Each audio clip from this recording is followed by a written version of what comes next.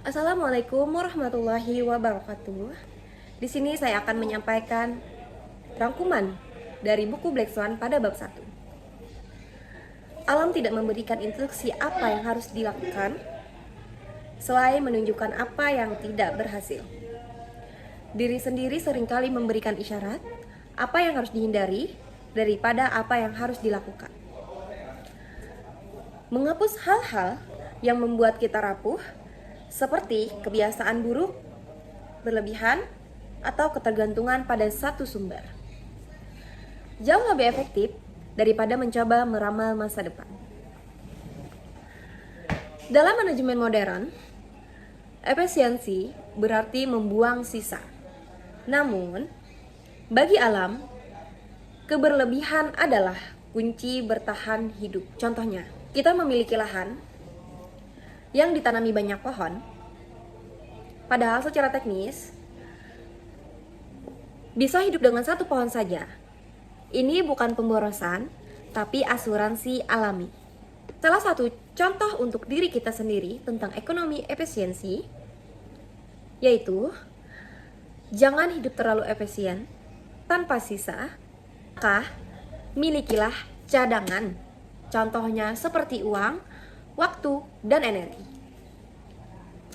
Mungkin akan terlihat berlebihan pada waktu sekarang, tapi akan menyelamatkan kita, bahkan diri saya sendiri, saat Black Swan tiba. Memiliki keberlebihan asuransi menjamin kita bertahan hidup dalam situasi buruk.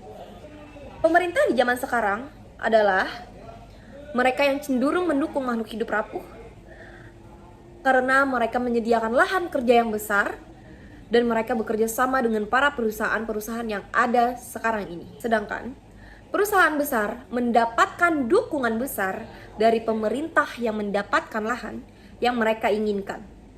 Semakin lama semakin besar, semakin rapuh dan hewan-hewan semakin punah.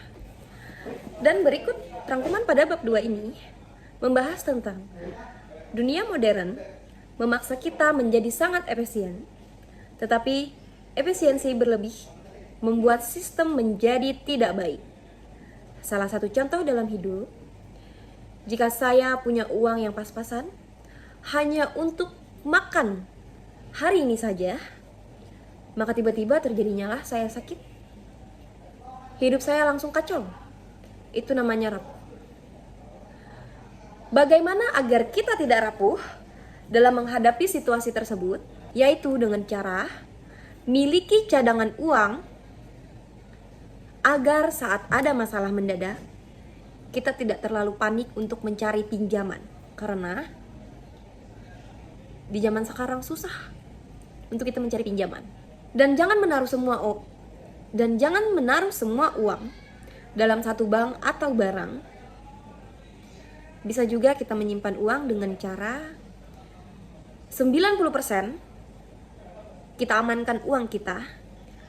Pastikan kebutuhan pokok aman dan pekerjaan stabil atau tabungan aman. Dan 10% kita berani mengambil resiko besar. Gunakan sedikit sisa uang untuk hal yang kalau gagal tidak bikin kesusahan. Tapi kalau berhasil bisa mengubah hidup. Contohnya, kita bisa investasi atau bermain saham. Tapi untuk bermain saham pun kita juga lihat-lihat. Ada saham yang menguntungkan dan ada juga yang tidak. Pada intinya, lindungilah diri sendiri dari kehancuran, tapi tetap buka peluang untuk jadi kaya raya mendadak. Baik, mungkin itu saja yang bisa saya sampaikan. Terima kasih. Assalamualaikum warahmatullahi wabarakatuh.